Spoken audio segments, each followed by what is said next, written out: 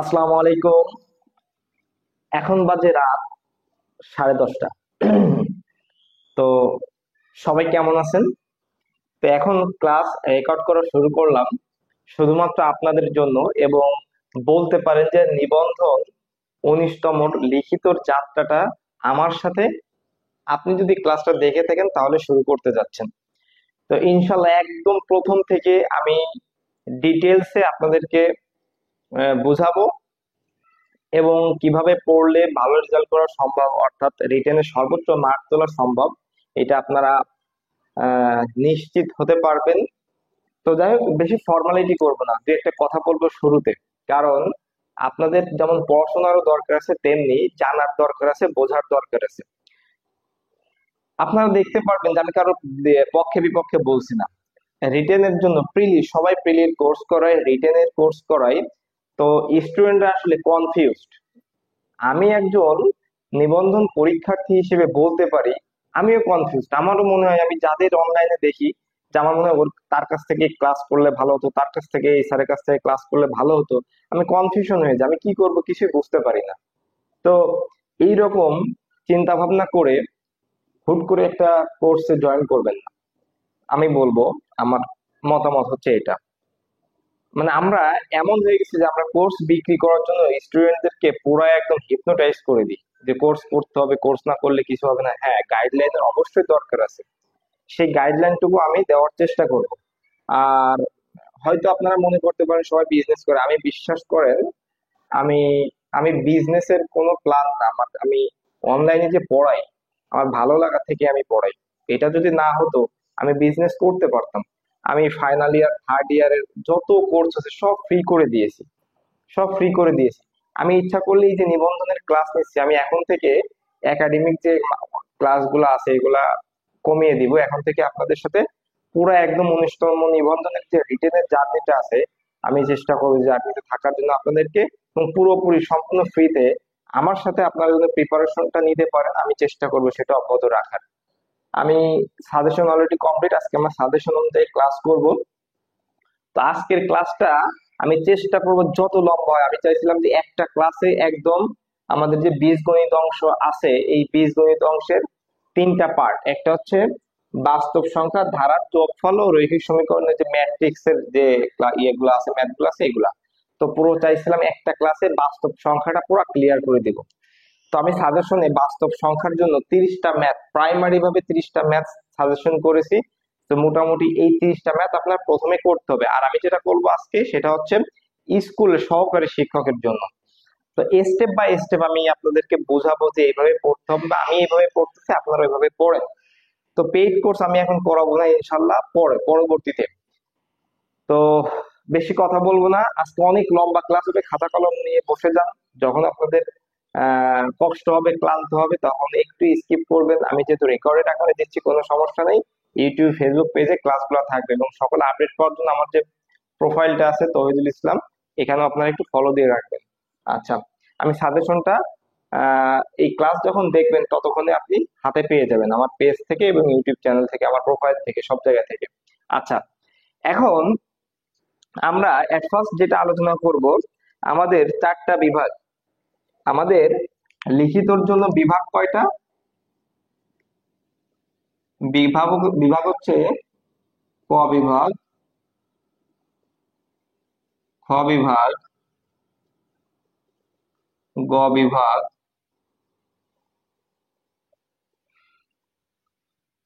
আচ্ছা, এখন আরেকটা জিনিস, আগে তো অপশন দিত যে এইটা না করতে পারলে আরেকটা করতে পারতাম, অর্থাৎ 4টার ভিতরে 3টা, 5টার ভিতরে 3টা অপশন পাইতেন।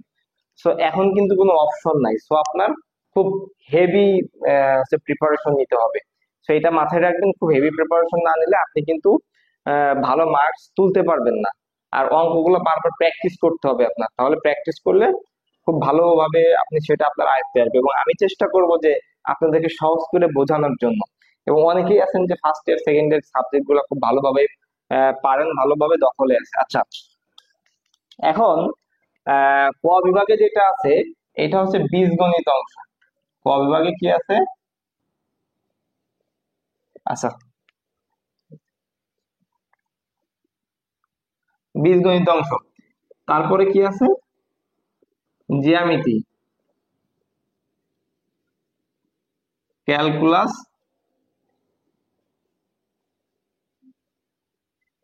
অন্তরক সমীকরণ। দেখেন তাহলে আমাদের ক বিভাগে কি কি আছে?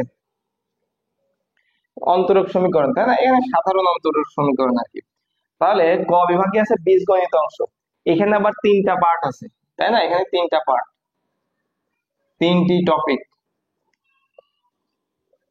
এরকম প্রত্যেকটা তিনটা চারটা করে টপিক আছে। আহ, আচ্ছা, এখন ক বিভাগে আছে বীজগণিত, খ বিভাগে আছে হচ্ছে জ্যামিতি, গ বিভাগে ক্যালকুলাস অংশ, আর ঘ বিভাগ হচ্ছে সাধারণ অন্তরক সমীকরণ। এই গেল হচ্ছে প্রথম বিষয়। আচ্ছা, আর একটা জিনিস আমি আপনাদেরকে বলবো, সেটা হচ্ছে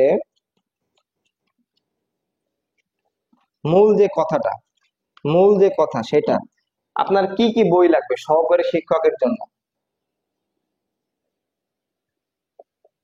সহকারী লিখিত ফান্ডামেন্টাল অফ, আমি সংক্ষেপে লিখছি, ফান্ডামেন্টাল লিনিয়ার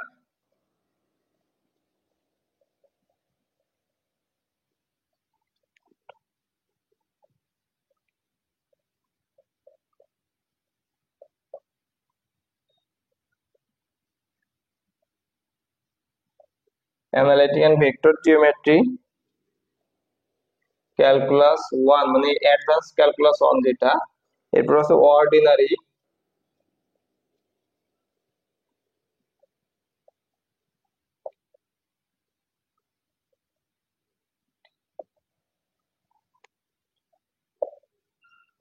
ইকুয়েশন, আর একটা আছে অ্যাপ্লাইড ম্যাথ।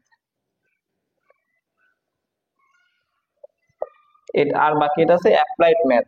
এখন এখানে দেখেন, আমাদের এই যে আপনি সহজ করে চিন্তা করেন, মানে একদম জটিল হওয়ার কিছু নাই, চিন্তিত হওয়ার কিছু নাই, আমি পারবো না, আমার দ্বারা হবে না, এই চিন্তা করেন না।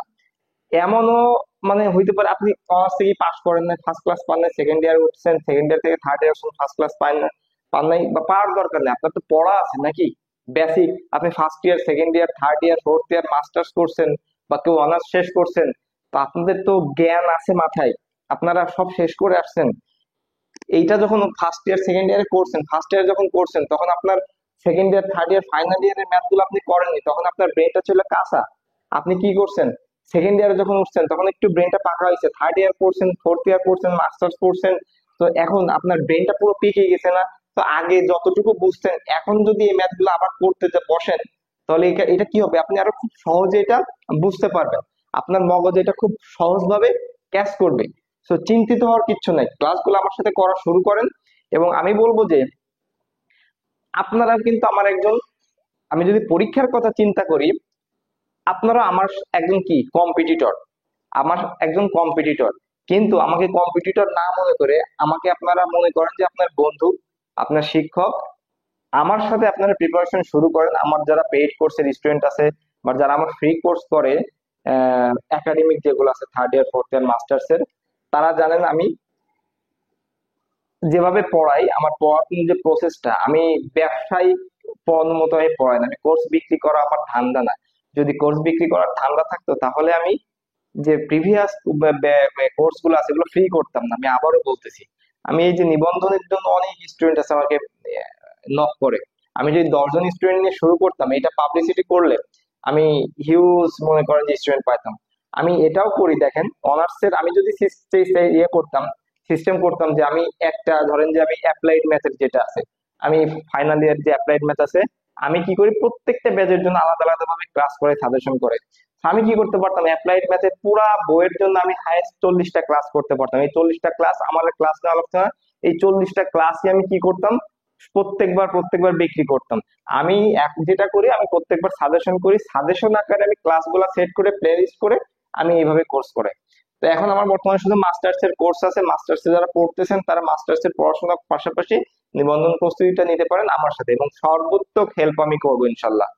তো পার্ট ওয়াইজ আমি সাজেশন করব, পার্ট ওয়াইজ আমি সাজেশন আপনাদের দিব, ওই সাজেশনের ক্লাসগুলো আমি কমপ্লিট করাবো। আচ্ছা, তো আমি আজকে বেসিক ধারণাটা আপনাদের দিয়ে নিলাম সহকারী শিক্ষকের জন্য। আপনার এই সাবজেক্ট গুলো আছে, এবং এই সাবজেক্টের বাইরে আর দুই তিনটা সাবজেক্ট আছে আপনার কলেজের জন্য। তা আমি যেটা করব, আমরা এক ফার্স্ট শুরু করছি কি, ফান্ডামেন্টাল অফ ম্যাথ, মনে করেন ফান্ডামেন্টাল অফ ম্যাথের যে কি আছে, বাস্তব সংখ্যা, বাস্তব সংখ্যার যে টপিকটা আছে, এই টপিকটা ইনশাল্লাহ চেষ্টা করব আজকের ক্লাসে শেষ করার জন্য। যদি আজকের ক্লাসে শেষ না হয়, আমি মাত্র 30টা ম্যাথ দিয়েছি সাজেশনে বাস্তব সংখ্যার উপরে। তো 30টা ম্যাথের আমি যতটুকু শেষ করতে পারলাম পারলাম, না হলে যদি একটা ক্লাস বা দুইটা ক্লাস বা তিনটা ক্লাসের দরকার হয়, কারণ আমার যে এনার্জির দরকার আছে, সারাদিন ক্লান্ত থাকি পরিশ্রম করে, আসলে আমার একটু কষ্ট হয়, তারপর এটা ফ্রি। তো আমি আরেকটা রিকোয়েস্ট করব, এই ক্লাসগুলা যখন ফেসবুক পেজে, আমার টিচিং টিউটর বাংলার পেজে আপলোড দেওয়া হবে, যদি আপনাদের মনে হয় যে না, আমার দ্বারা আপনাদের বিন্দু পরিমাণে উপকৃত হচ্ছেন, তাহলে আমি বলবো যে আপনারা স্টার সেন্ড করতে পারেন, আমাকে স্টার সেন্ড করে আমাকে উৎসাহ দিতে পারেন। এবং ওখান থেকে স্টার সেন্ড থেকে আমি যদি কিছু টাকা পাই, তাহলে আমি কি করব, এই যে আমার মার্কারের খরচ গুলো আছে, আমার যে আদার্স যে কস্টিং গুলো আছে, আমি এটার জন্য খরচ করতে পারবো। এতটুকু আপনাদের কাছে রিকোয়েস্ট, এছাড়া আর কোনো কিছু না। আচ্ছা, তো আমরা শুরু করবো ফান্ডামেন্টাল অফ ম্যাথ, অর্থাৎ আমরা বেসিক যে জিনিসগুলো মোটামুটি একটু বুঝলাম, তাহলে বাস্তব সংখ্যার উপরে আমরা আজকে ক্লাস শুরু করি। আচ্ছা, তো আমি এগুলা মুছে দিচ্ছি, ঠিক আছে। আচ্ছা, আর আরেকটা কথা বলবো, আমি অলরেডি বলছি একটা ভিডিওতে, আপনাদের কাছে শিক্ষক নিবন্ধন সহায়িকা হিসেবে আপনাদের কাছে একটা বই রাখবেন, সায়েন্স বই, দিক দর্শন, যেটা হোক, কোনো সমস্যা নেই। আর একটা ইম্পর্টেন্ট কথা, সেটা হচ্ছে যে আমি এখন পর্যন্ত আমি বলবো যে প্রিলির পড়াশোনাটা আপাতত একটু স্থগিত রাখেন, বা করলেও সেটা কি করেন, একটু একটু করে পড়েন, রিটেনের উপরে ফোকাস দেন। কারণ প্রিলি আপনি 100 ভিতরে 40 আহামরি কোনো বিষয় না। চারটা ম্যাথ কাটা গেলে বা চারটা এমসিকিউ কাটা গেলে 1 মার্ক কাটা যাবে। So আমি বলবো প্রিলির পরে কিন্তু বেশি সময় থাকে না রিটেনের জন্য। সো দিকভ্রান্ত না হয়ে বা বিভ্রান্ত না হয়ে আপনারা এখন থেকে রিটেনের প্রিপারেশন শুরু করেন, কারণ প্রিলিটা কিন্তু নাও থাকতে পারে। আমার মতে প্রিলি না রাখাই ভালো। এইটা প্রিলিটা কোনো ফ্যাক্ট না, প্রিলি নিয়ে অন্যদিন আর একটা কথা বলবো, অন্য কথা বলবো, হ্যাঁ। আচ্ছা, তো আমরা প্রথমে যে যেটা দেখবো সাজেশনের, সেটা হচ্ছে আমি বললাম সাজেশনের 1 নাম্বারটা আজকে করবো প্রথমে যেটা। আচ্ছা, তাহলে আমরা এখানে দেখবো হচ্ছে সংজ্ঞাগুলা দেখবো, কিসের সংজ্ঞা দেখেন। আচ্ছা, আচ্ছা, বাস্তব সংখ্যা।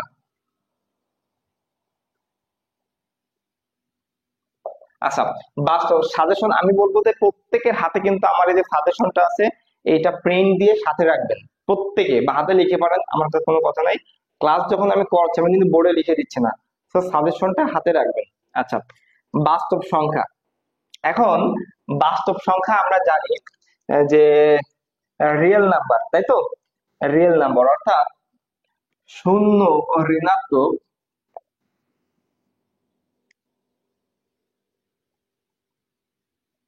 ঋণাত্মক সংখ্যা, শূন্য, ধনাত্মক সংখ্যাকে বাস্তব সংখ্যা বলে, ঠিক আছে। আচ্ছা, বাস্তব সংখ্যা বলে। এখন বাস্তব সংখ্যার কিন্তু আরো আরো সংজ্ঞা আছে।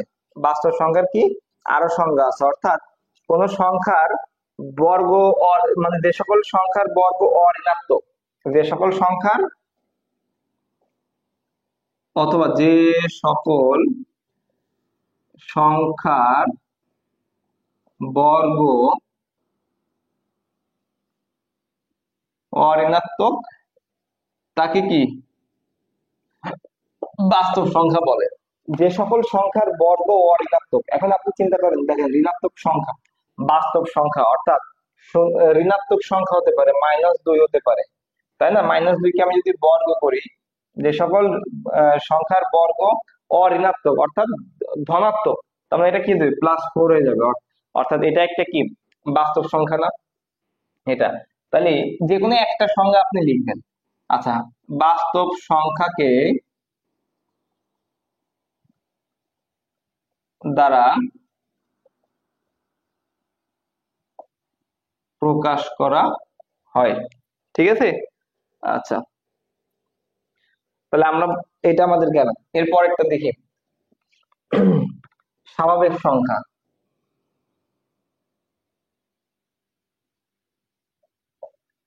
স্বাভাবিক সংখ্যা। আচ্ছা, আমি আরো একটা কথা বলি। আমি চেষ্টা করতেছি অনলাইন প্ল্যাটফর্মে যারা পেইড কোর্স করাই, মানে নিবন্ধনের জন্য লিখিত করাই, আমি চেষ্টা করতেছি যদি সম্ভব হয়, এখন না, আমি কারোর একটা ভালো যে কোর্স করাই তাদের একটা কোর্সে জয়েন করার জন্য। কারণ তাহলে কি হবে, আমি যে ক্লাসগুলো নিব আমি সেখান থেকেও কিছু তথ্য পাবো, বা তথ্যপত্র সংগ্রহ করে, বা কিভাবে তারা পড়াচ্ছে, মানে আনুষঙ্গিক সামগ্রিক বিষয়গুলি একত্রিত করে আমি চেষ্টা করবো আপনাদেরকে ডেলিভারি দেওয়ার জন্য, যেন আপনারা ফ্রিলি উপকৃত হতে পারেন, যেন আপনাদেরও সবার দ্বারা দ্বারা যে কোর্স করার দরকার না হয়। আচ্ছা। আচ্ছা, স্বাভাবিক সংখ্যা। তো স্বাভাবিক সংখ্যা আমরা জানি যে ন্যাচারাল নাম্বার, তাই না? তাহলে স্বাভাবিক সংখ্যার ইয়েটা কি? আচ্ছা, তাহলে 1 2 3 প্রত্যেককে কি স্বাভাবিক সংখ্যা বলা হয়, তাই না? 1 2 3, 1 2 3। দেখেন এই গরমে কিন্তু ক্লাস নেওয়া লাগছে, শব্দের সমস্যা দেখে ফ্যান অফ করে রাখছি। 1 2 3 সংখ্যাগুলোকে কি বলা হয়? সংখ্যাগুলোকে স্বাভাবিক সংখ্যা বলা হয়। স্বাভাবিক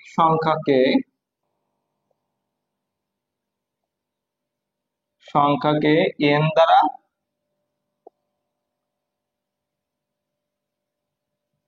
প্রকাশ করা হয়। আচ্ছা,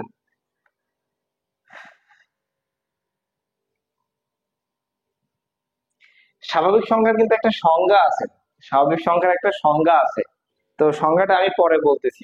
আচ্ছা, স্বাভাবিক সংখ্যা বলা হয়, ঠিক আছে। তাহলে আমরা স্বাভাবিক সংখ্যার সেট, স্বাভাবিক সংখ্যা বুঝলাম, অর্থাৎ আপনি যে কোনো ভাবে দিতে পারেন, 1 2 3 ডট ডট ডট এভাবে দিতে পারেন, হ্যাঁ। তারপরে কি আছে? পূর্ণ সংখ্যা। আচ্ছা, পূর্ণ সংখ্যাটা কি? পূর্ণ সংখ্যাটা হচ্ছে শূন্য সহ, শূন্য সহ +-1 +-2 +-3, এই সংখ্যাগুলোকে পূর্ণ সংখ্যা বলা হয়। যেমন হচ্ছে দেখেন, -3 আমি এরকম দিচ্ছি, -3 -2 -1 0 1 2 3, এই সংখ্যাগুলোকে কি বলা হয়? পূর্ণ সংখ্যা বলা হয়, ঠিক আছে। আচ্ছা, সংখ্যাগুলোর প্রত্যেকটি পূর্ণ সংখ্যা, সংখ্যাগুলোকে সংখ্যাগুলোকে পূর্ণ সংখ্যা বলা হয়, ঠিক আছে। আচ্ছা, পূর্ণ সংখ্যাকে কি দিয়ে প্রকাশ করা হয়? কিউ দিয়ে প্রকাশ করা হয়, সরি, জেড দিয়ে প্রকাশ করা হয়। পূর্ণ সংখ্যাকে জেড দিয়ে প্রকাশ করা হয়, মাঝখান ভিতরে এটা দিয়ে দিবেন। তাহলে আমরা কি বুঝলাম? বাস্তব সংখ্যা বুঝে গেলাম, স্বাভাবিক সংখ্যা বুঝে গেলাম, পূর্ণ সংখ্যা বুঝে গেলাম, তাই না? আচ্ছা, এরপর আমরা দেখি মূলদ সংখ্যা কি দেখবো। এইগুলা আপনি জানেন, তারপরে কিন্তু আপনার এইটা দেখতে হবে মূলদ সংখ্যা, কারণ আমি এখানে অনেক ইনফরমেটিভ কিছু বলতে পারি যেটা আপনার খুবই কাজে লাগতে পারে। আচ্ছা, মূলদ সংখ্যা। আচ্ছা, পি বাই কিউ আকারের সংখ্যাকে মূলদ সংখ্যা বলা হয়। পি বাই কিউ আকারের সংখ্যাকে কি বলা হয়? পি বাই কিউ আকারের সংখ্যাকে মূলদ সংখ্যা বলা হয়, যেখানে পি বিলংস জেড এবং কিউ বিলংস z-0, ঠিক আছে। আচ্ছা, তাহলে মূলদ সংখ্যার সেট, সকল মূলদ সংখ্যার সেটকে কি কি দিয়ে প্রকাশ করায়? কিউ দিয়ে প্রকাশ করায়। তাহলে মূলদ সংখ্যাকে কিউ দ্বারা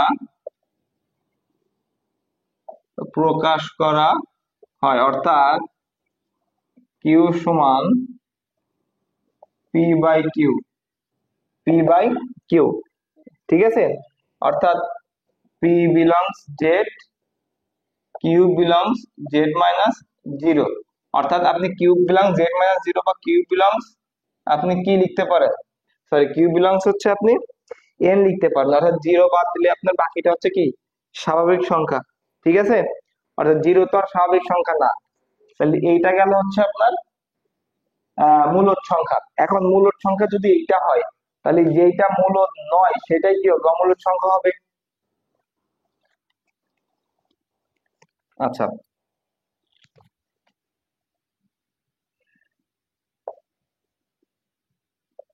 আচ্ছা, যে সকল সংখ্যাকে মূলদ আকারে প্রকাশ করা যায় না তাদের কি বলে, অমূলদ সংখ্যা বলে। যে সকল সংখ্যাকে, যে সংখ্যাকে মূলদ, যে সংখ্যা, যে সংখ্যাগুলো মূলদ নয় বা মূলদ আকারে, আপনি যে কোনো ভাবে লিখতে পারেন, যে সংখ্যা মূলদ নয়, হ্যাঁ সহজে লেখেন, যে সংখ্যা মূলদ নয় তাকে অমূলদ সংখ্যা বলে। অমূলদ সংখ্যাকে কিউ প্রাইম দ্বারা প্রকাশ করা হয়। অমূলদ সংখ্যাকে কি দ্বারা প্রকাশ করা হয়, কিউ প্রাইম দ্বারা প্রকাশ করা হয়। ঠিক আছে, আচ্ছা, অমূলদ সংখ্যা কোনগুলা, √3, 1 - √5, 1 - √7 হতে পারে, ই হতে পারে, পাই হতে পারে, এগুলো কি অমূলদ সংখ্যা। √3, √5, √13 এগুলা। ঠিক আছে, আমি কয়েকটা আইটেম দেখে দিলাম। আচ্ছা, এখন এই অমূলদ সংখ্যা কিন্তু যোগ ও গুণনের আবদ্ধতা বিধি মেনে চলে না। তাহলে এটা একটু লিখতে পারেন যে যোগ ও গুণন অপারেশনে অমূলদ সংখ্যা আবদ্ধতা বিধি পালন করে না। যোগ ও গুণন অপারেশনে অমূলদ সংখ্যা আবদ্ধতা বিধি মেনে চলে না। সেটা কিভাবে, ধরি এ ও বি অমূলদ সংখ্যা। ঠিক আছে, অর্থাৎ এ comma B belongs Q prime. তো এখন বলছে যোগ ও গুণনে অপারেশনে অমূলদ সংখ্যা আবদ্ধতা বিধি মেনে চলে না। আমরা আসবো যে আবদ্ধতা বিধি যে স্বীকার্য গুলো আছে, বাস্তব সংখ্যার স্বীকার্য, সাপেক্ষ সংখ্যার ফিল স্বীকার্য, এটা আমরা দেখবো, সমস্যা নেই। তো এখন এখানে আবদ্ধতা বিধি কি বলছে, যেখানে আমরা ধরে নিলাম এ সমান হচ্ছে 5 + √3, এ সমান ধরে নিলাম 5 + √3। ঠিক আছে, এ সমান 5 + √3, বি সমান হচ্ছে 5 - √3। এখন আবদ্ধতা মানে কি, এ প্লাস বি, অর্থাৎ যোগের আবদ্ধতা, যোগের আবদ্ধতা বিধি। তাহলে 5 + √3, এই যে প্লাস 5 - √3, তাহলে এটা কেটে যাচ্ছে, তার মানে কত 10 হচ্ছে। তাহলে এই 10টা কিন্তু কি না, কিউ প্রাইম না। ঠিক আছে, অর্থাৎ অমূলদ সংখ্যা নয়। এটা কি, এটা কি ইয়ে,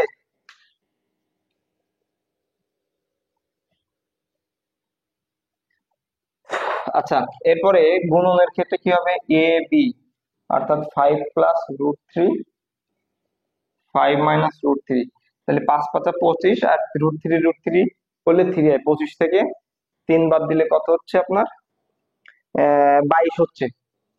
তাহলে 22, এটাও কিন্তু কি অমূলদ সংখ্যা, আহ, অমূলদ সংখ্যা নয়, তাই তো। ঠিক আছে, আচ্ছা, তাহলে এটা এটা স্বাভাবিক সংখ্যা, তাই না। আচ্ছা, তাহলে আমরা মোটামুটি এটা শিখতে পারলাম নাকি। তাহলে আমরা মূলদ অমূলদ বুঝে ফেললাম। এরপর আমাদের কি আছে? আহ স্বাভাবিক সংখ্যার স্বীকার্য সমূহ, গুরুত্বপূর্ণ একটা প্রশ্ন।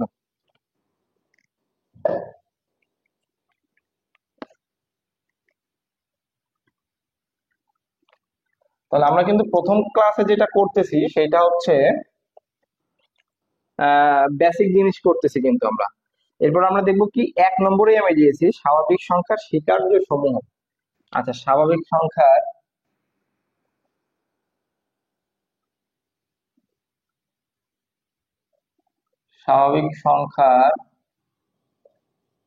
স্বীকার্য সমূহ, ঠিক আছে। আচ্ছা, তো স্বাভাবিক সংখ্যার স্বীকার্য সমূহ, বীজগাণিতীয় স্বীকার্য আছে, তারপর হচ্ছে আপনার, আচ্ছা না, এই স্বাভাবিক সংখ্যার স্বীকার্য সমূহ, স্বাভাবিক সংখ্যার একটা বীজগাণিতীয় কোনো কিছু নাই, স্বাভাবিক সংখ্যার স্বীকার্য আলাদা। সেটা কিভাবে দেখেন? আচ্ছা, এক একটি কি স্বাভাবিক সংখ্যা, এক একটি স্বাভাবিক সংখ্যা, এন এর প্রত্যেক উত্তরাধিকারী, প্রত্যেক স্বাভাবিক সংখ্যা এন এর উত্তরাধিকারী n+1, প্রত্যেক স্বাভাবিক সংখ্যা এন এর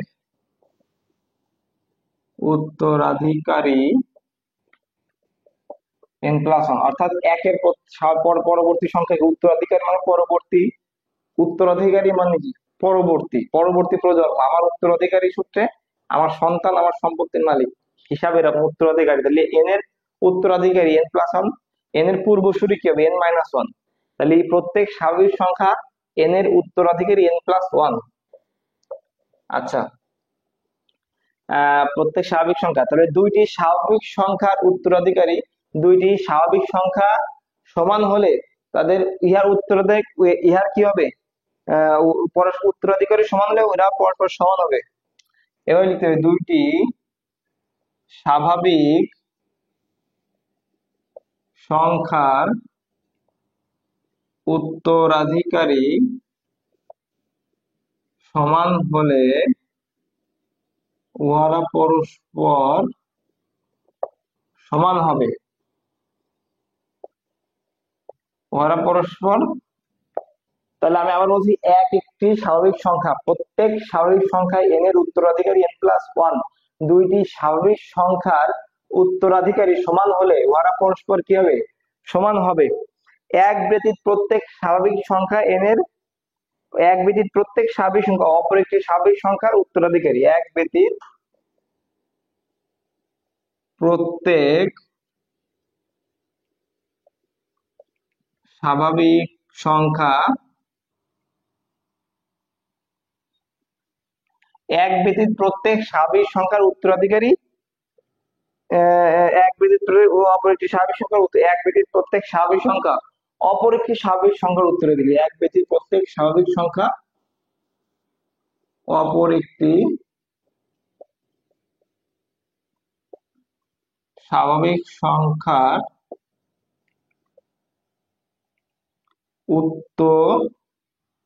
উত্তরাধিকারী, ঠিক আছে। আর একটা এখন যেটা দেখাবো সেটা হচ্ছে একটা ইম্পর্টেন্ট টপিক, অর্থাৎ আমি বলছিলাম এর আগে একটু স্বাভাবিক সংখ্যার যে সংজ্ঞা, তখন যে স্বাভাবিক সংখ্যার কিন্তু একটা সংজ্ঞা আছে, সেই সংজ্ঞাটা কি দেখেন, যদি একের যদি প্রত্যেক স্বাভাবিক সংখ্যার সেটে, যে কোনো স্বাভাবিক সংখ্যার সেটে এক থাকলে, যে কোনো স্বাভাবিক সংখ্যার সেটে এক থাকলে এবং প্রত্যেক স্বাভাবিক সংখ্যার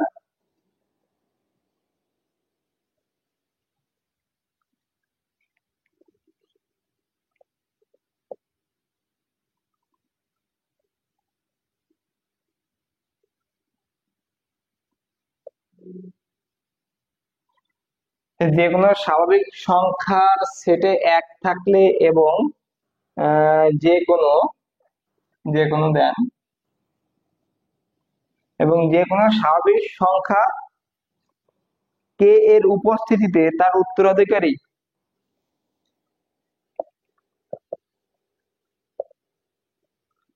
কে এর উপস্থিতিতে তার উত্তরাধিকারী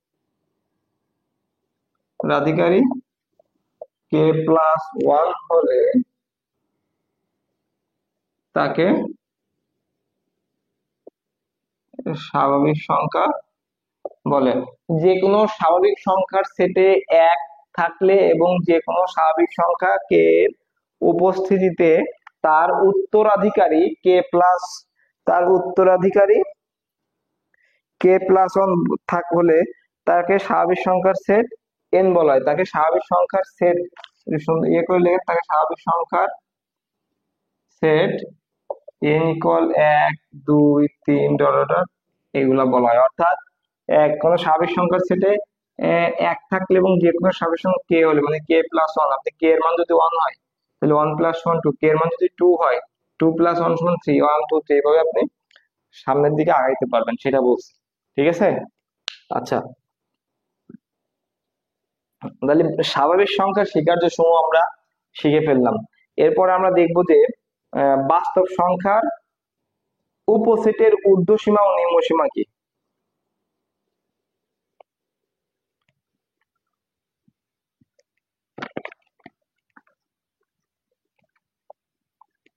বাস্তব সংখ্যার উপসেটের ঊর্ধ্বসীমা ও নিম্নসীমা 18তমতে কিন্তু সুপ্রিমাম আর ইনফিমাম অর্থাৎ উচ্চসীমা নিম্নসীমা যেটা সেটা অলরেডি পড়ে গেছে। আচ্ছা, বাস্তব সংখ্যার উপসেটের ঊর্ধ্বসীমা।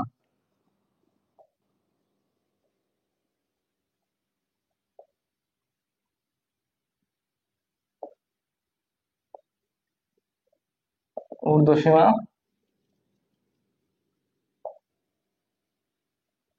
বাস্তব সংখ্যার উপসেটের নিম্নসীমা। আচ্ছা, প্রথমে আমরা যে কাজটা করব সেটা হচ্ছে একটা বাস্তব সংখ্যা ধরে নিব। সেটা কি, মনে করি আর এর একটা উপসেট আমরা এস ধরে নিলাম।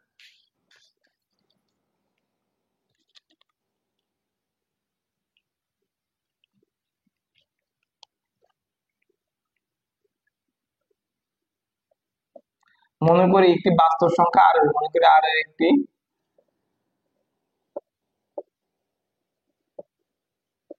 এখন এখানে বলছে কি বাস্তব সংখ্যার উপসেট, তাহলে বাস্তব সংখ্যা হচ্ছে আর, তার উপসেট হচ্ছে এস। তাহলে মনে করি আর এর একটি উপসেট এস। যদি একটি বাস্তব সংখ্যা ইউ বিদ্যমান থাকে, যদি একটি ধনাত্মক একটি বাস্তব সংখ্যা ইউ বিদ্যমান থাকে, যদি একটি বাস্তব সংখ্যা ইউ বিদ্যমান থাকে যেন x less than equal u, x less than equal u, তবে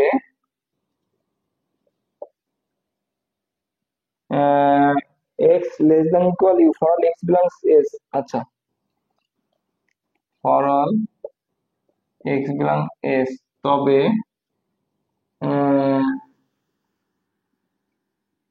ইউ কে এস সেটের ঊর্ধ্বসীমা বলা হয়।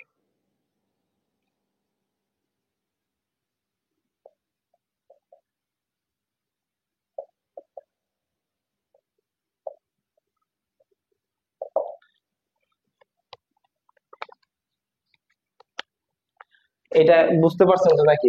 এখন অর্থাৎ আহ আমি এই এক্সাম্পল পরে দিচ্ছি, এস সেটের ঊর্ধ্বসীমা বলা হয়।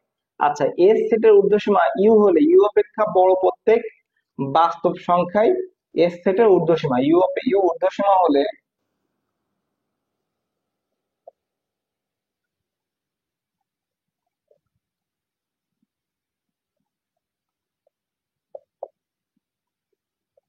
প্রত্যেক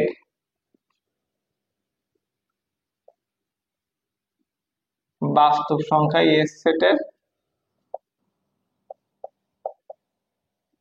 ঊর্ধ্বসীমা। এখন আমি একটা এক্সাম্পল যদি দিই, আমি ধরে নিলাম এস সমান মাইনাস এক জিরো তিন চার। এখন দেখেন এখানে বলছে এই যে মাইনাস ওয়ান বা আমি ফাইভ ধরলাম এই এস সেটের ঊর্ধ্বসীমা হচ্ছে ইউ 4 অর্থাৎ ইউ। এখন ইউ অপেক্ষা বড় ইউ কে এস সেটের অর্থাৎ 4 কে এস সেটের ঊর্ধ্বসীমা বলা হয়, সবচেয়ে বড় মান বলা হয়। এখন এই যে 4 এর চেয়ে বড় যে সংখ্যাগুলো আছে সেইগুলা কি এর ঊর্ধ্বসীমা হবে না? অর্থাৎ 5 কি এস সেটের ঊর্ধ্বসীমা হবে, 6 এস সেটের ঊর্ধ্বসীমা হবে, অর্থাৎ 4 থেকে 4 এর বড় সংখ্যাগুলো এস সেটের ঊর্ধ্বসীমা হবে। সেটা বলছে ইউটা যদি ইউ কে এস সেটের ঊর্ধ্বসীমা বলা হলে ইউ ঊর্ধ্বসীমা হলে ইউ অপেক্ষা বড় প্রত্যেক বাস্তব সংখ্যায় এস সেটের ঊর্ধ্বসীমা। এখন নিম্ন সীমাটা কিভাবে দেখেন? নিম্ন সীমা যদি, আচ্ছা যদি একটি, এখান থেকে দেখে দিচ্ছি, যদি একটি বাস্তব সংখ্যা, যদি একটি বাস্তব সংখ্যা এর বিদ্যমান থাকে, যেন l less than equal x, for all x belongs S, তবে এল কে এস সেটের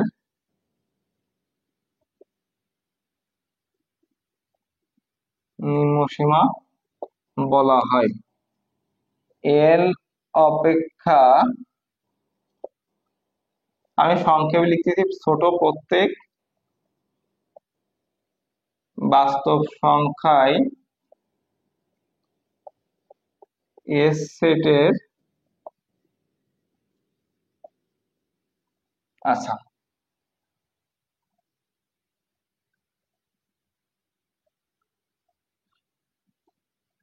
তাহলে আমাদের কি বলে এস সেটের নিম্ন সীমা এইটা। আর উদাহরণ হিসেবে আপনি কি দিতে পারেন, এইটা দিয়ে দিতে পারেন, ঠিক আছে। আচ্ছা, তো এই গেল আমাদের হচ্ছে বাস্তব সংখ্যার ঊর্ধ্বসীমা নিম্ন সীমা। আর একটা সংজ্ঞা আছে আমাদের, দেখেন, ধৈর্য ধরে ক্লাস করতে হবে। এটা একাডেমিক পড়া না, এখানে আপনার পুরা 4 বছরের পড়া আপনাকে পড়তে হবে। সো এই জন্য একটু ধৈর্য রাখতে হবে এবং ধৈর্য সহকারে প্রত্যেকটা বেসিক জিনিস আপনার কিন্তু জানতে হবে, তা না হলে দেখেন ভাইভাতে কি পরিমাণে ফেল করছে। তো আপনাকে ধৈর্য সহকারে ক্লাসগুলো দেখতে হবে আপনার উপকারের স্বার্থে। আমি যদি দেখি যে আমি আউটপুট ভালো পাচ্ছি না, আমি ক্লাসগুলা আপনার রেসপন্স করতেছেন না ঠিকঠাক, আমার এই সময় নষ্ট করার কোনো দরকার নাই, কোনো দরকার নাই। আমি এখানে 2 ঘন্টা ক্লাস না নিয়ে আমি 2 ঘন্টা যদি ব্যক্তিগতভাবে পড়ি, এটা আমার উপকারে আসবে, আমার কাজে লাগবে। আমি আপনাদের সাথে শেয়ার করতেছি যেন আপনারা উপকৃত হন। আমি তো পেইড কোর্স করাচ্ছি না, আমার একটাই টার্গেট যে না আপনারা উপকৃত হন। আমার যে ম্যাথমেটিক্স যারা আছে আমি যতটুকু পারি এটা আমার দ্বারা আপনারা উপকৃত হন, আমার জন্য দোয়া করেন, আমি এতটুকুতেই খুশি। আচ্ছা, এখন বাস্তব সংখ্যার পরম মান দেখেন, বাস্তব সংখ্যার পরম মান, আচ্ছা একটি বাস্তব সংখ্যা যদি এ হয় তবে এটার পরম মানকে মোড এ দ্বারা প্রকাশ করা হয়, ঠিক আছে। একটি বাস্তব সংখ্যায়, একটি বাস্তব সংখ্যা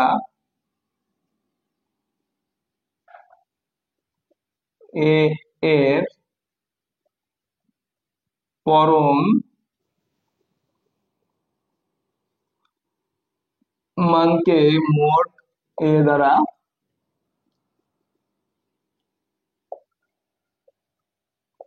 প্রকাশ করা হয়। পরম মানকে নিম্নলিখিত ভাবে সংজ্ঞায়িত করা যায়। পরম মানকে নিম্নলিখিত ভাবে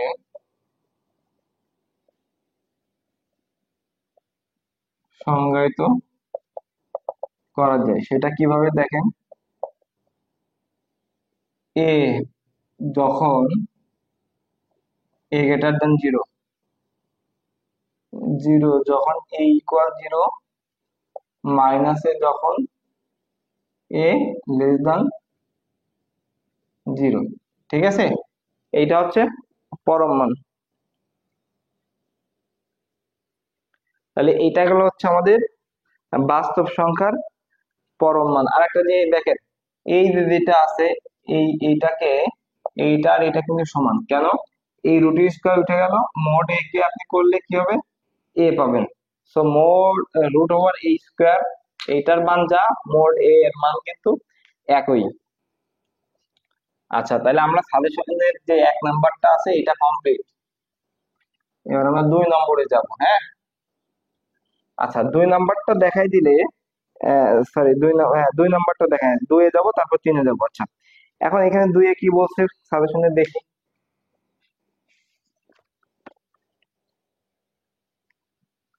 যদি আর একটি অশূন্য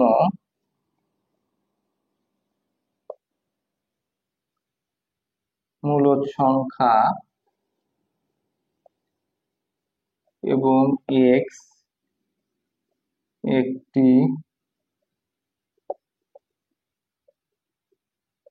অমূল সংখ্যা হয়, তবে দেখাও যে আর প্লাস এক্স এবং আর এক্স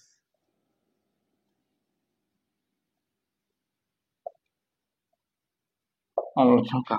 আচ্ছা, আমি আরেকটা কথা বলি, আপনারা যদি ক্লাসগুলাকে বোরিং মনে করেন তাহলে কিছুই শিখতে পারবেন না। অঙ্কগুলাকে আপনার কি করতে হবে, পুরো একদম আত্মার সাথে মিশাই নিতে হবে, এটাকে ফিলিংস দিয়ে বুঝতে হবে, তাহলে এটা কিন্তু আপনার মনে থাকবে এবং অঙ্ক করতে ভালো লাগবে। তাহলে কিন্তু বোর লাগবে, বোর একই জিনিস আপনার কতবার করতে ভালো লাগে, আমার কথা শুনতে ভালো লাগবে না। এখন এখানে বলছে যদি আর একটি অশূন্য মূলদ সংখ্যা হয় এবং এক্স একটি অমূলদ সংখ্যা হয়, তবে এই মূলদ আর অমূলদের যোগফলটা আর গুণফলটা কি হবে, অমূলদ সংখ্যা হবে। এখন আমি একটু মনে করাই দিই, অমূলদ সংখ্যায় যোগ ও গুণনের আবদ্ধতা বিধি কিন্তু মেনে চলে না। Point point noted. কি বলছিলাম যে অমূলদ সংখ্যার ক্ষেত্রে আমরা কি করছিলাম, যোগ ও গুণনের আবদ্ধতা বিধি মেনে চলে না কে, অমূলদ সংখ্যাটা, তাই না? আচ্ছা, এখন ওইখানে কিন্তু ছিল এ ও বি, ওই এ ও বি কি দুইটাই অমূলদ সংখ্যা ছিল, তাই না? কিন্তু এখানে একটা মূলদ আর একটা অমূলদ আছে, তাহলে দেখা যাক কি হয়। তাই এটা আমরা সমাধান করতে পারি। আচ্ছা, আমাদের প্রমাণ করতে হবে কি, প্রমাণ করতে হবে আর প্লাস এক্স অমূলদ সংখ্যা, যেখানে আর মূলদ এবং এক্স অমূলদ সংখ্যা। ঠিক আছে। আচ্ছা, এখন আমরা মনে করতে পারি বা ধরতে পারি আর প্লাস এক্স ইকুয়াল ওয়াই,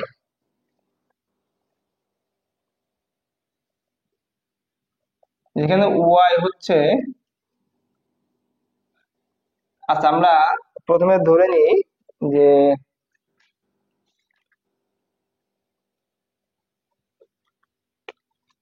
ধরি আর প্লাস এক্স মূলদ সংখ্যা, যেখানে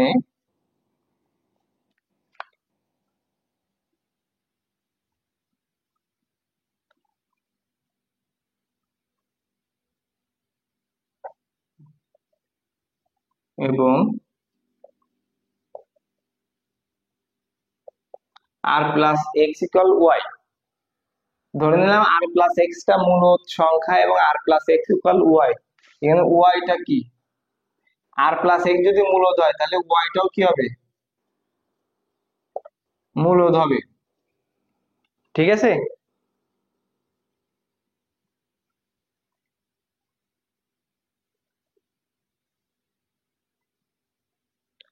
আচ্ছা, এটা এখানে বইয়ে জেড দেওয়া আছে, আমরা জেড ধরি, সমস্যা নেই, জেড ধরি, জেড।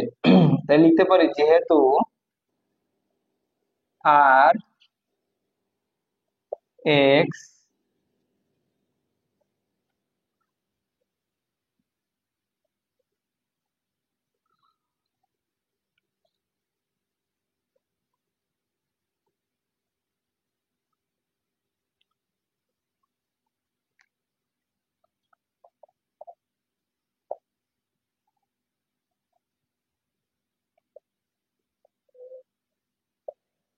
আচ্ছা, জেড মাইনাস এক্স ইকুয়াল কি, জেড মাইনাস আর, ধরে এক্স ইকুয়াল জেড মাইনাস আর, তাহলে জেড ও আর, এখানে জেডটা কি মূলদ সংখ্যা, আর আরটা কি ছিল, আরও মূল ছিল, আর এই অবস্থায় রাখলে একটু কনফিউশন হচ্ছিল। তাহলে লিখতে পারি যেহেতু জেড ও আর মূলদ সংখ্যা, সুতরাং জেড মাইনাস আর মূলদ, অর্থাৎ কি হবে, অর্থাৎ এক্স মূলদ সংখ্যা। এখন এক্সটা কি ছিল আমাদের, অ্যাকচুয়ালি কি এক্সটা মূলদ সংখ্যা ছিল, এক্সটা তো বলছিল এক্সটা অমূলদ সংখ্যা, কিন্তু ইহা মূলদ সংখ্যা যা প্রদত্ত শর্ত বিরোধী, কারণ এক্সটা কি হতে হবে, অমূলদ সংখ্যা হতে হবে, যা প্রদত্ত শর্ত বিরোধী, কারণ এক্স অমূলদ সংখ্যা, সুতরাং আমাদের ধারণা সত্য নয়। তাহলে লিখতে পারি সুতরাং আমাদের ধারণা সত্য নয়, অর্থাৎ আর প্লাস এক্স মূলদ সংখ্যা নয়, অর্থাৎ কি আর প্লাস এক্স অমূলদ সংখ্যা। ঠিক আছে। আচ্ছা, তাহলে আমরা কি করলাম, আর প্লাস এক্স সমান জেড ধরে নিলাম। আচ্ছা, সেম ভাবে এখন আমরা আর এক্স এর জন্য যদি করি, তাহলে আমরা কি করতে পারি, আবার লিখতে পারি এখানে,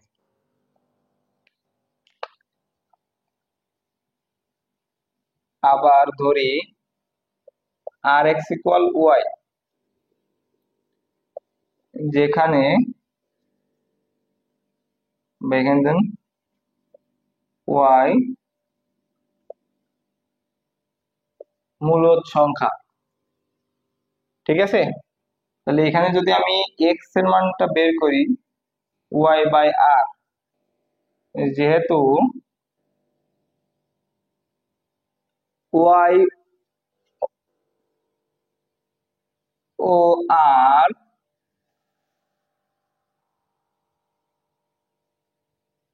মূলদ সংখ্যা, সুতরাং ওয়াই বাই আর মূলদ, ওয়াই বাই আর কি হবে, মূলদ, অর্থাৎ কি হবে, ওয়াই বাই যদি মূলদ হয়, তাহলে এখানে এক্সটা কি হবে, মূলদ সংখ্যা হবে না। তাহলে এক্সটা কি মূলদ সংখ্যা, আসলে এক্স তো মূলদ সংখ্যা না, তাহলে আমরা সেম ভাবে লিখতে পারি, কিন্তু ইহা শর্ত বিরোধী, কারণ এক্স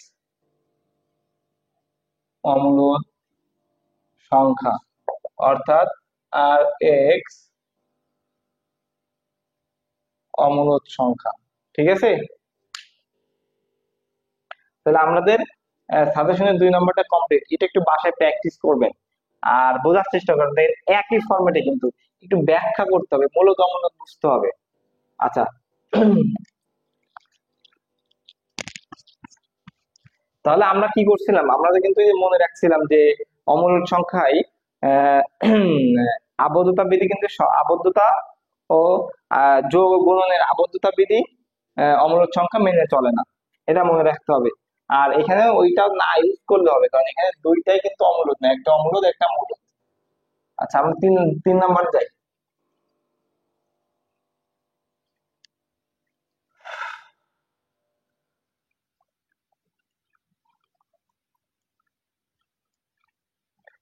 3 নাম্বার কি বলছে,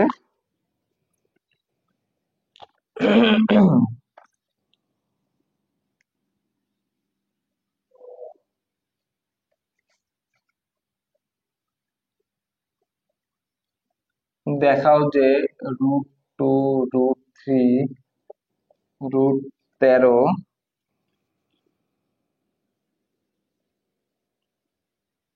অমূলদ সংখ্যা। তাহলে আমাদের দেখাইতে হচ্ছে √2, √3, √5, √7, √13 এগুলা কি সব অমূলদ সংখ্যা। আমরা এইটা কিন্তু পরীক্ষায় আসতে পারে, গুরুত্বপূর্ণ কিন্তু আপনাদের 19তম রিটেনের জন্য। আচ্ছা, তাহলে আমরা √2, √3 এর একটা দেখবো আর √13 এর একটা দেখবো। হ্যাঁ, √13 এর প্রথমে একটু ব্যতিক্রম আছে, কারণটা আছে, আমি দেখাই। আচ্ছা, তাহলে বেশি কথা বলবো না, বেশি কথা বললে ক্লাসে লেট হয়ে যাচ্ছে। আচ্ছা, সমাধান।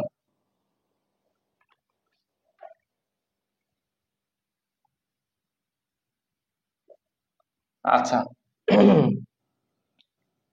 আমাদের প্রমাণ করতে হবে √2 একটি অমূলদ সংখ্যা। ঠিক আছে,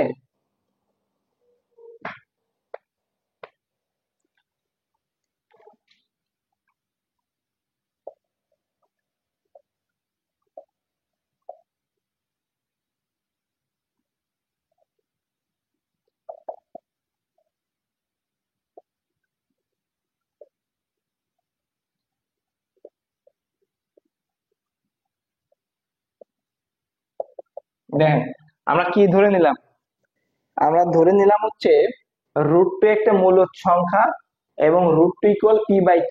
আমরা কিন্তু জানি যে p/q আকারের সংখ্যাকে কি বলা হয়, মূলদ সংখ্যা বলা হয়। তাহলে √2 একটা মূলদ সংখ্যা হলে √2 সমান আমরা p/q লিখতে পারি, যেখানে p/q এর গসাগু হচ্ছে, p ও q এর গসাগু হচ্ছে 1। আচ্ছা, এখন আমি যদি এইখান থেকে এটাই লিখি, কোনাকুনি যদি গুণ করি √2q সমান p। আমি এখানে সহজ করেই করতেছি, এটা আরো অন্য ফর্মুলা করা যায়। আচ্ছা, এখন আমি যদি এটাকে বর্গ করি তাহলে 2q² সমান p²। এখন এইটা কিন্তু আপনি সহজে মনে রাখবেন যেভাবে 2 দ্বারা কি 2 দ্বারা হচ্ছে p² বিভাজ্য। হ্যাঁ,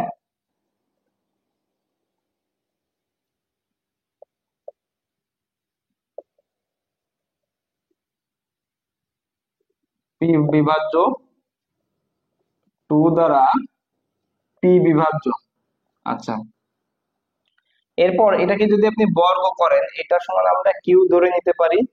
সো এইটা আপনি অন্যভাবে পড়তে পারেন, এটাকে যদি যখন আপনি বর্গ করবেন সেটা হবে কি 2q² অর্থাৎ 4। দেখেন এখানে p² সমান যদি আমি আবার 2m² ধরে নিই, 2m² ধরে নিই, p সমান যদি 2m ধরি আর কি, তাহলে এটাকে বর্গ করলে কি হবে, 4m² হবে। অর্থাৎ p², 4m² দ্বারা বিভাজ্য, 4 দ্বারা বিভাজ্য। তো আমি এত ঝামেলা করবো না, আমি শর্টকাটে মনে রাখার সিস্টেম বলে দিচ্ছি। 2 দ্বারা p² বিভাজ্য, 2 দ্বারা p বিভাজ্য, তারপরে 4 দ্বারা এই যে 2q² বিভাজ্য। ঠিক আছে, এরপরে কি 2 দ্বারা p² p করছি, 2 দ্বারা q² বিভাজ্য, 2 দ্বারা q বিভাজ্য। দেখেন এইভাবে মনে রাখবেন শর্টকাটে।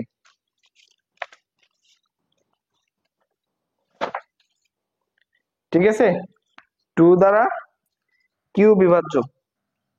এখন যেহেতু 2 দ্বারা সব বিভাজ্য হচ্ছে, তাহলে এটার গসাগু কত হবে, গসাগু অবশ্যই 2 হবে। তাহলে এখানে কি পি ও কিউ এর গসাগু কত হচ্ছে, পি ও কিউ এর গসাগু সমান 2। কিন্তু এটা কি আসলে সঠিক, এটা তো আসলে সঠিক নয়। পি ও কিউ এর গসাগু তো 1, যা সত্য নয়, বা যা শর্ত বিরোধী, কারণ পি ও কিউ এর গসাগু কত 1। তাহলে শর্ত বিরোধী যদি হয় তাহলে তাহলে এটা আমরা কি ধরে নিয়েছিলাম মূলদ সংখ্যা, কিন্তু এটা তো মূলদ সংখ্যা হচ্ছে না। তাহলে এটা কি হবে, অমূলদ সংখ্যা হবে। অর্থাৎ √2 একটি কি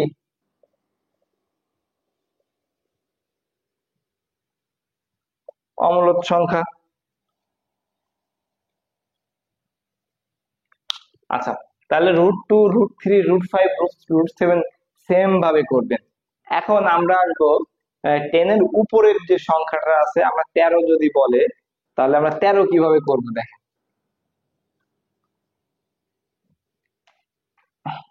এখানে যদি 13 বলে,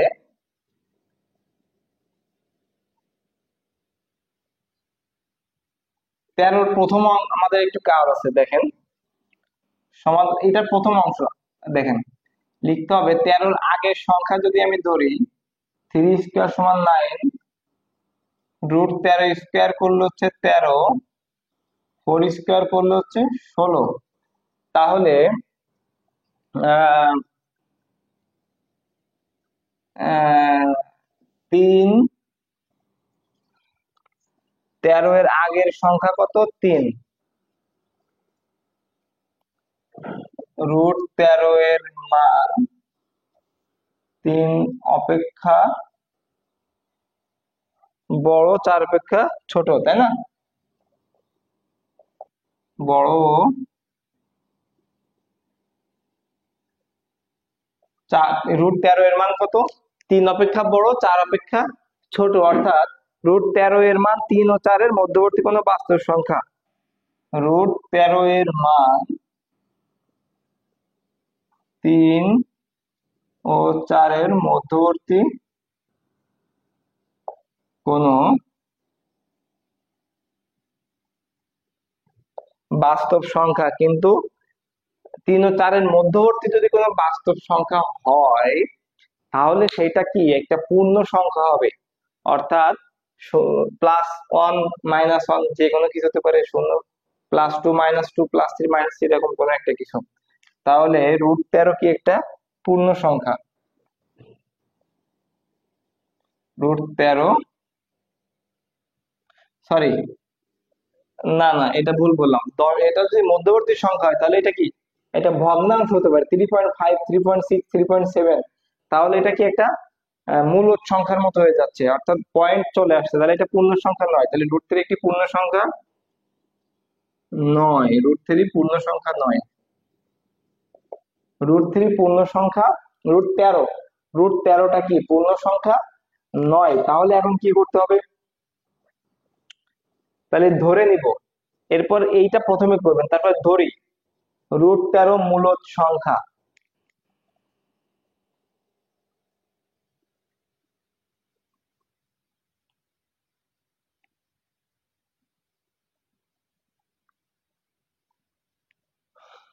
ধরি √13, এটা দরকার নাই। ধরি √13 সমান p/q, যেখানে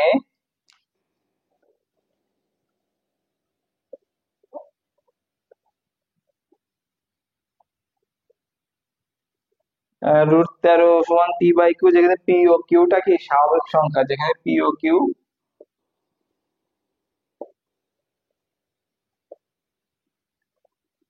স্বাভাবিক সংখ্যা এবং পরস্পর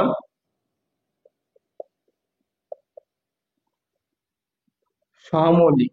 তাহলে সহমৌলিকটা আবার কি? সহমৌলিক হচ্ছে ওই সংখ্যার গসাগু হবে 1। সহজ করে যদি বলি, p/q আকারের যেটা হচ্ছে বিভাজ্য নয়, সেটা সহমৌলিক। আর যেটা বিভাজ্য সেটা সহমৌলিক নয়। মনে করেন যে এখানে কত আছে, মনে করেন 9/3। এই সংখ্যাটি, এই 9 আর 3, এরা কি পরস্পর সহমৌলিক? না, এটা পরস্পর সহমৌলিক না। কেন? 3 3 × 9, এটা কি হয়, বিভাজ্য হয়। তাহলে বিভাজ্য হইলে কি হবে, সহমৌলিক হবে না। আর যদি বিভাজ্য না হয়, তাহলে সেটা কি সমমৌলিক। পয়েন্ট নোট করে রাখেন। আচ্ছা, তাহলে আমরা এখানে কি লিখলাম, এখানে এটার জায়গায় √13 লেখেন, এটার জায়গায় 13 লেখেন, 13 লেখেন, 13 লেখেন, 13 স্কোয়ার দেন, 13 q² দ্বারা বিভাজ্য।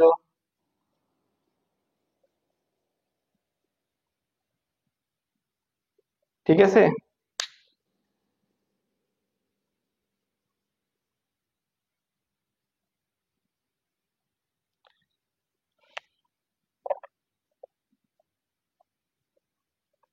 আচ্ছা, তাহলে নিচে এটা দেওয়ার দরকার নাই।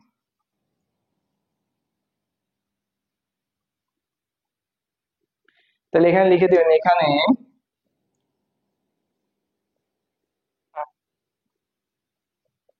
পি ও কিউ উভয় 13 দ্বারা বিভাজ্য হয়।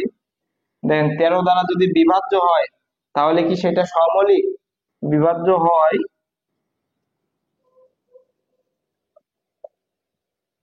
পি ও কিউ সহমৌলিক নয়। তাহলে কি যা প্রদত্ত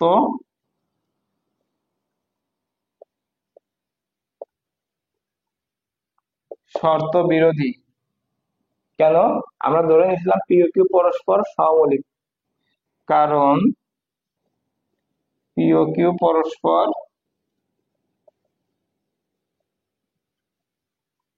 সহমৌলিক। আর সহমৌলিক হইলে সেটা কি হবে? বিভাজ্য হবে না। ঠিক আছে।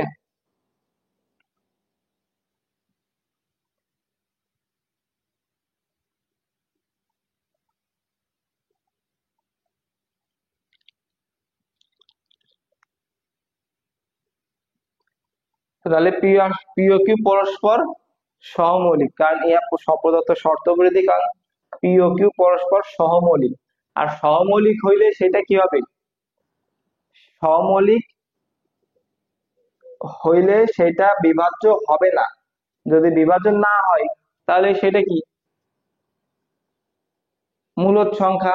কিন্তু আমরা মূলদ সংখ্যা কি আমাদের প্রমাণ করতে হবে? মূলদ সংখ্যা তো প্রমাণ করতে হবে না, √13 অমূলদ সংখ্যা প্রমাণ করতে হবে। তাই লিখে দিতে পারেন, অর্থাৎ একবারে লিখে দিতে পারেন, অর্থাৎ √13 এর মান পি বাই কিউ আকারে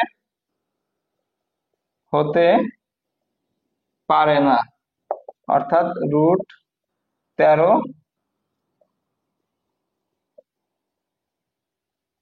অমূলদ সংখ্যা। তাহলে আপনি এখানে পি ও কিউ পরস্পর সহমৌলিক, এখানে আরেকটু কথা লিখে দিতে পারেন, সেটা কি? কারণ সহমৌলিক সংখ্যা, কি লিখছি আমি? সহমৌলিক হলে সেটি বিভাজ্য নয়, সহমৌলিক হলে সেইটি কি হবে? বিভাজ্য হবে না। অর্থাৎ পি বাই কিউ আকারের সংখ্যা হবে।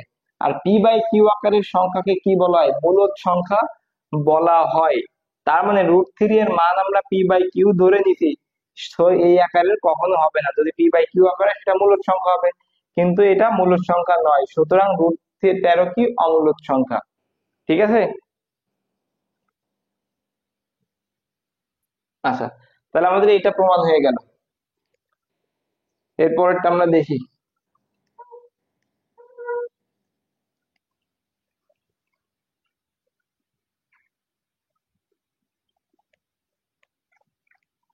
লেগে থাকেন, লেগে থাকেন, বোরিং হওয়া যাবে না। ফ্রি কোর্স করছেন বা ফ্রি পড়তেছেন দেখে ক্লাসকে অবহেলা করেন না। আমি এমন অনেক জিনিস আছে যেগুলো আপনারা খুব সহজেই শিখতে পারবেন, আমি এতটুকু গ্যারান্টি দিতে পারি।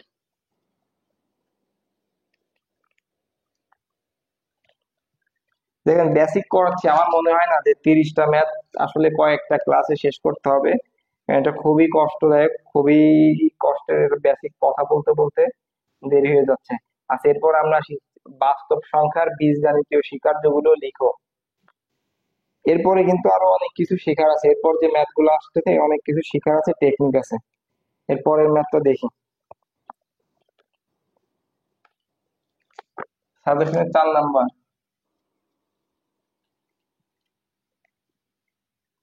বাস্তব সংখ্যার বীজগাণিতীয় স্বীকার্য। বীজ গণিতীয়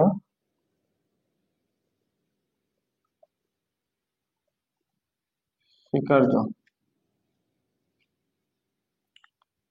নিম্নলিখিত যোগ, গুণন ও বন্টন বিধিকে একত্রে, আচ্ছা,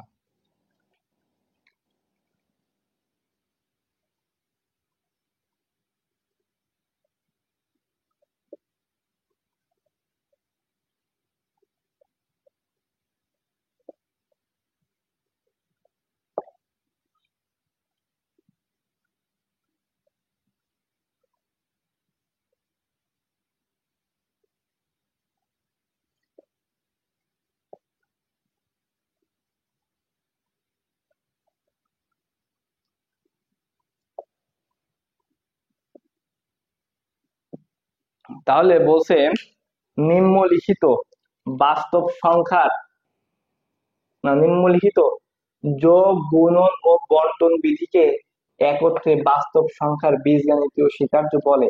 তাহলে প্রথমে কি বলছে, যোগ বিধি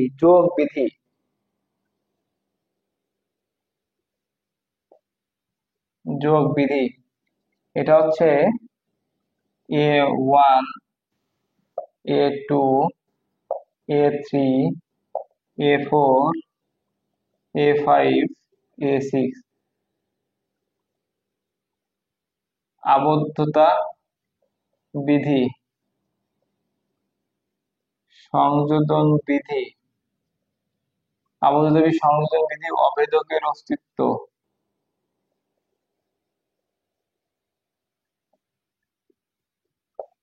বিধি, বিপরীতকের অস্তিত্ব বিধি,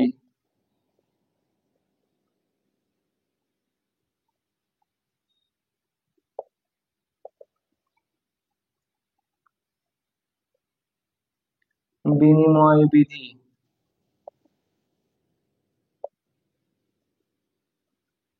বিনিময় বিধি,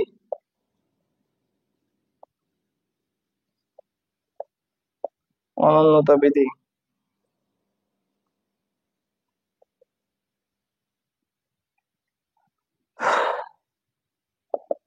আচ্ছা, আবদ্ধতা বিধি, for all A comma B belongs R হলে a plus b equal 0, sorry a plus b belongs R, এটা হচ্ছে আবদ্ধতা বিধি।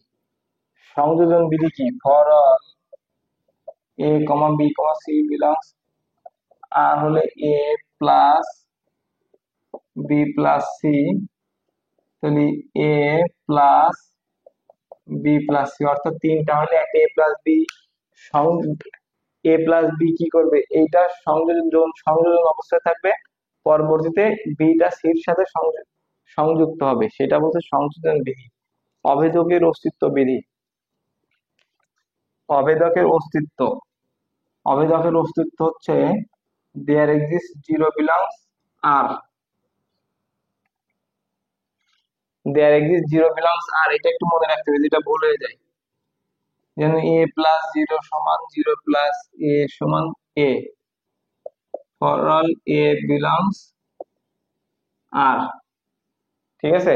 এরপরে বিপরীত আগ্রহ সেটা কি হবে, এইটা প্রথমে আসবে, এ বিলংস আর, যেখানে এ নট, এর মানটা 0 হবে না। আচ্ছা, এ বিলংস আর যেন দেয়ার এক্সিস্ট মাইনাস এ, এখানে 0 ছিল তাহলে মাইনাস এ বিলংস আর, তাহলে minus a plus A plus minus এ সমান 0। দেখেন,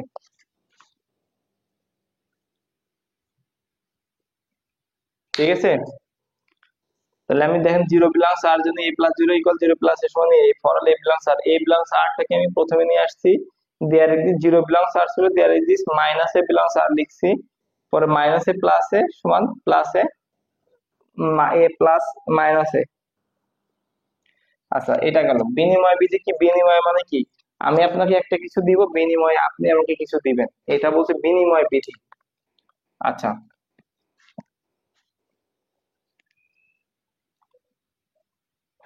for all A comma B belongs R A plus B সমান বি প্লাস এ, অর্থাৎ বিনিময় করছে, এর জায়গায় বি আসছে, বি এর জায়গায় এ যাচ্ছে।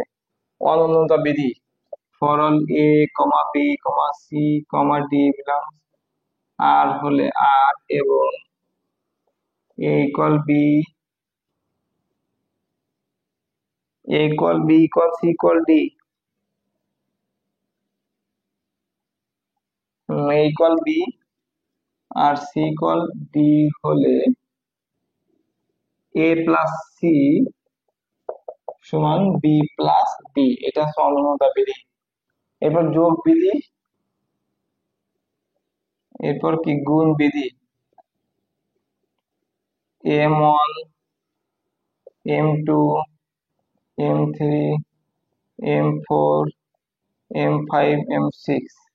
এরপর কি আছে? বন্টন বিধি, D1, আবদ্ধতা, আর কি সংযোজন, সরি বাম বন্টন, বাম বন্টন, ডান বন্টন।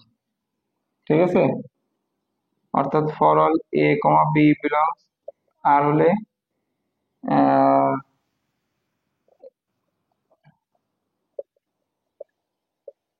আচ্ছা, বাম বন্টন।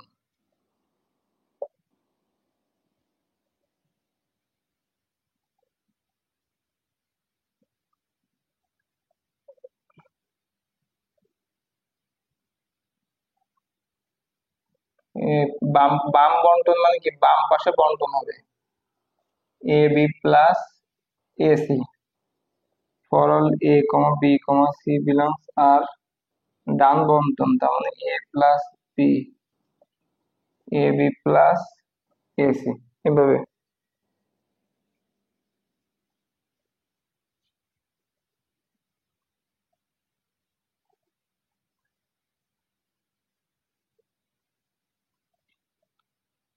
আচ্ছা,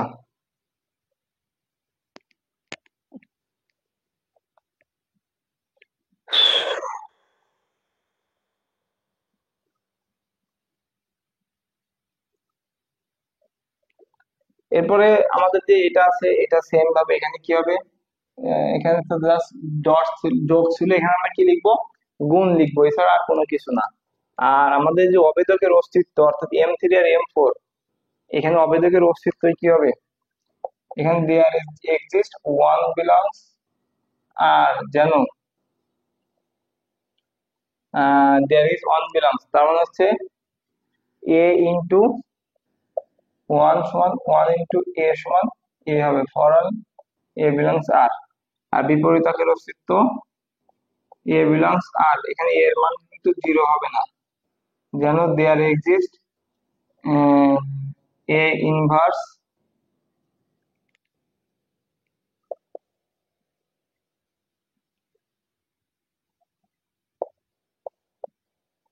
অর্থাৎ এ into A inverse, A inverse into এ সমান এ,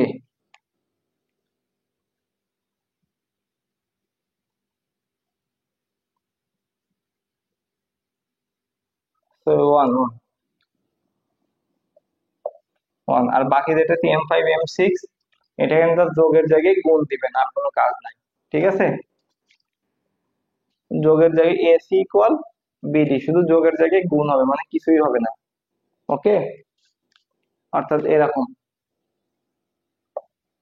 এরকম। তাহলে এই ছিল আমাদের হচ্ছে বাস্তব সংখ্যার বীজগাণিতীয় স্বীকার্য।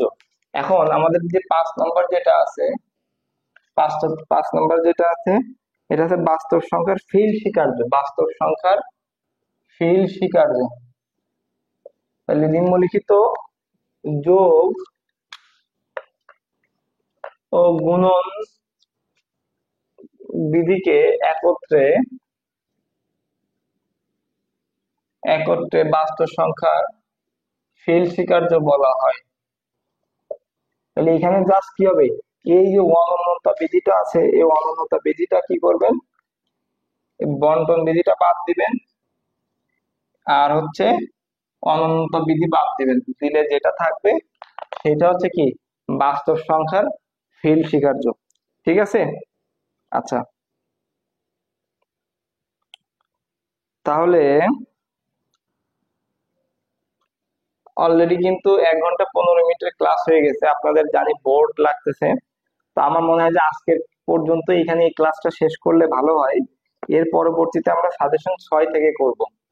তো 6 থেকে করব, এখানে কিন্তু গুরুত্বপূর্ণ একটা টপিক আছে, সেটা হচ্ছে যে আমাদের সংখ্যা রেখা যেটা আছে, সংখ্যা রেখা অঙ্কন অনেকেই ভালো বুঝতে পারে না, সংখ্যা রেখাটা আমি দেখাই দিব। আর এর পরবর্তীতে যে এই অসমতার যে ম্যাথ গুলো আছে, এগুলো সমতার চিহ্ন বা যে চিহ্নগুলো আছে কখন পরিবর্তন হয়, এরকম কিছু জিনিস আছে যেগুলো ভাইটাল জিনিস, এগুলো মনে রাখতে হবে এবং বুঝতে হবে, না বুঝলে আপনি পারবেন না। এই জিনিসগুলো আমি বুঝাই দিব। তো এর পরের ক্লাসে ইনশাল্লাহ 7 থেকে আমরা শুরু করব। চেষ্টা করব যে আর 2টা ক্লাসে পুরো 30টা ম্যাথ কমপ্লিট করে দেওয়ার জন্য। তো আজকের মতো এখানে ক্লাস শেষ করছি। আল্লাহ হাফেজ।